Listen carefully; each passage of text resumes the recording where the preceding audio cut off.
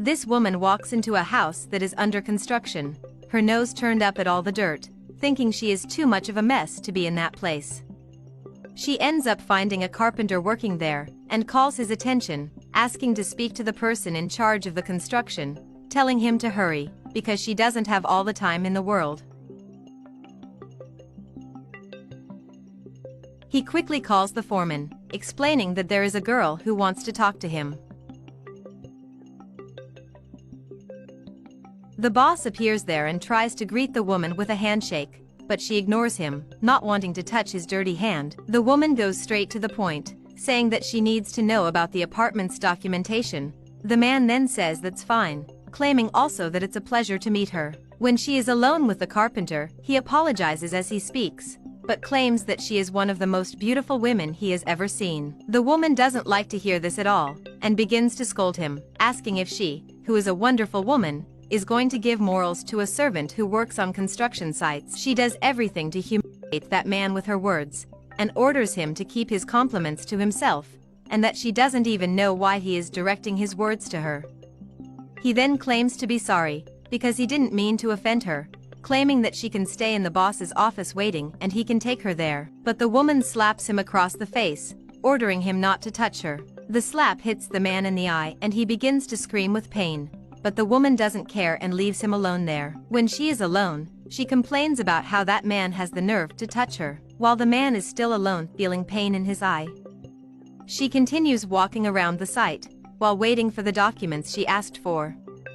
So, she ends up meeting again the employee nearby, already questioning why he is there. The man explains that he is organizing some tools for the construction site. The woman replies that she doesn't want to know about him, but about the owner of the construction site. He says he doesn't know anything, and changes the subject, claiming to be hungry, asking if the woman is hungry too. But the woman continues saying that she won't eat with him, telling him to look at himself. The man says it's a shame, that they could have lunch and he could even talk a little more about the owner of the construction site. The woman agrees to eat with him, just because of her interest in the owner of that construction site. She wants to know if the man can introduce her to the owner of the construction site. The man confirms that he can. The woman then agrees to have lunch with him, but claims that she is not hungry, she just wants him to prepare some drinks for her. He immediately accepts.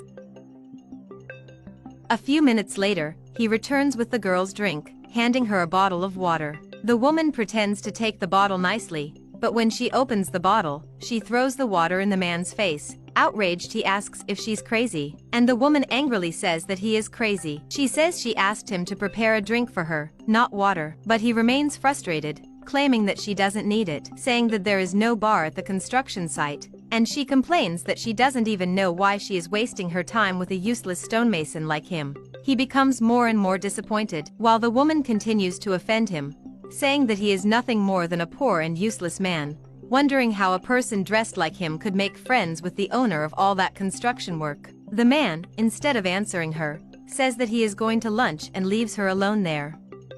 Meanwhile, the construction foreman is watching in disappointment. When the man arrives there, he comments on how difficult that woman is. The boy says that he's not getting it, that woman is only interested in the man's money, asking why he doesn't just tell her the truth about who he is. The man refuses, telling the boy to be quiet about it, but the boy tells him to think it over, because if he tells the truth right away, the woman will immediately want to be with him, since she is a gold digger. He explains that she just wants to find the owner of the construction site, and if he tells the truth, she will want him immediately. However, the man doesn't want to believe that the woman is like that. The boy says that the owner can do whatever he wants. Minutes later, the woman is complaining about how there is nobody in that place. The young man appears there blocking the girl's view, so that she can guess who it is. She angrily pulls the man's arm, questioning what he wants, and he shows her the bouquet of flowers that he bought with so much love. The woman pretends she thinks it's cute, and then says she's already told that guy to put himself in his place. The man argues that he is not asking her for anything, and she likewise pretends to accept his gift. That is until she starts plucking all the flowers, throwing them on the ground and stepping on them, calling the boy worthless in the end. Once again he is disappointed with that attitude, wanting to know why she did that, and the woman says that he is so poor that he gives her a bouquet with wake flowers. She throws the bouquet at him, ordering him to give it to whoever is the same type as him. The man feels more and more disappointed. Later, while she is walking through the construction site, she decides to humiliate him some more. Seeing some tools lying around, she starts to throw everything on the floor, while calling for the mason. The woman starts complaining about the mess the site is in, ordering him to clean it up. The man scolds her. He says that if she made a mess, she should clean it up herself. The woman orders him to tidy up immediately, saying that it is his job. He says he's not going to tidy up. If she messed it up, let her do it. She says that's fine, but she's going to tell the man in charge of the site that he's messing up the site instead of working. And the man says that there's no need for her to talk to anyone. After all, it wasn't him who made the mess. However, the woman makes it clear that the construction supervisor will not believe him, only her. And the man, wanting to avoid problems and arguments, organizes the whole mess that the woman herself caused. While he is organizing, the woman just keeps telling him to do everything right, and watches him do everything. The next day, while he is working, the woman comes back to the construction site and greets him. He is no longer charmed by the woman, and greets her only out of politeness. The woman then starts to say that she has a great desire to eat chocolate, and the man questions what he has to do with her cravings. The woman tells him to buy it, and being totally polite, the bricklayer says he knows where there is good chocolate, and that if she wants it, he can buy it for her. She asks what he is waiting for, ordering him to go quickly. Later he returns with the chocolates for her. The woman seems to like it, saying that it's even laced, that the chocolate looks good.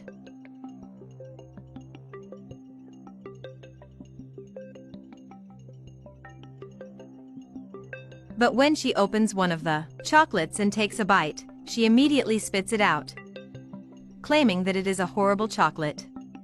The man explains that it is the most expensive chocolate and that people like it the most, and he doesn't understand her attitude. But she goes on to say that it is the worst chocolate she has ever eaten, and that she doesn't even know why she is talking to him, since he is a poor, useless man who works for others and doesn't even have any money. She hates that man, and starts screaming that he deserves to live in the garbage, throwing the chocolate on the floor and then at the man, telling him to take the chocolate with him.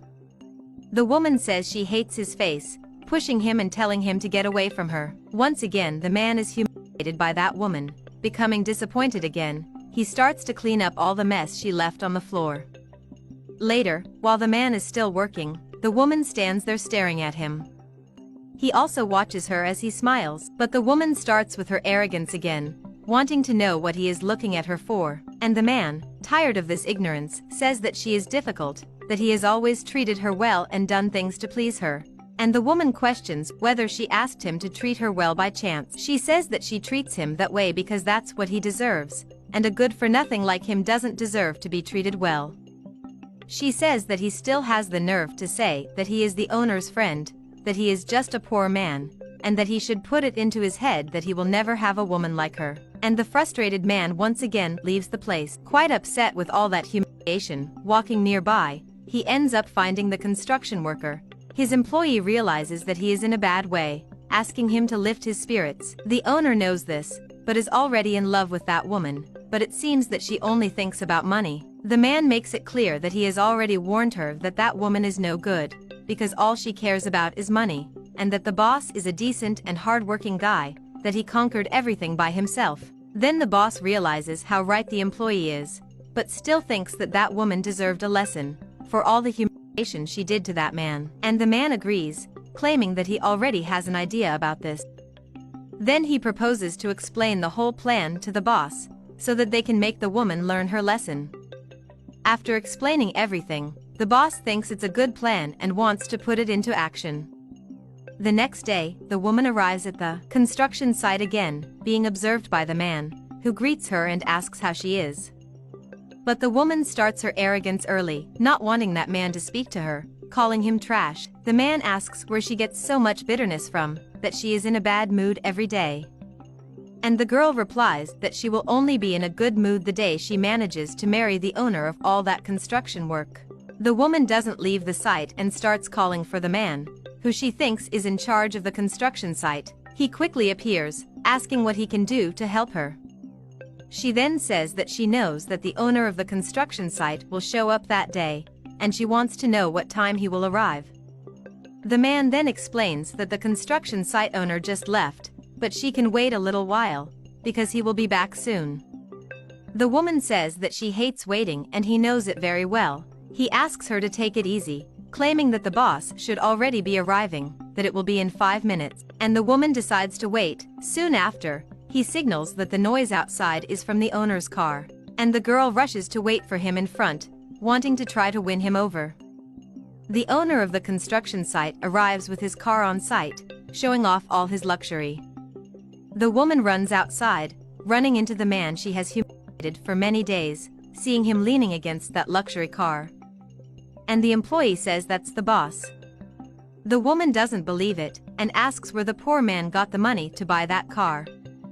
The servant explains that the car is the boss's. She wants to know how a servant can buy a car like that it's impossible. However, the young man ends up explaining that he is not a servant, but the owner of that entire construction site. She can't even believe this information, thinking that she is being joked about this, and the boss confirms that his employee is not joking, claiming that he owns the whole building, including the car. Then he tells the employee to get his things, so that they can leave, since they have a lot of things to do. The woman is still trying to understand the situation, and the employee says that while she doesn't understand, he will leave her alone, totally changing her attitudes. She wants to know where they are going. The boss replies that they're going out to enjoy the evening. She offers to go along, wanting some chance with him, and he denies the woman's self-invitation, claiming that he only dates decent people. She continues to argue, however, that they can go out, have a drink, and talk, so they can interact with each other. She thought he was just a servant, but the man just says that the servant there is no good for her. Then the two men get into the luxury car ready to leave, leaving the woman alone and regretful.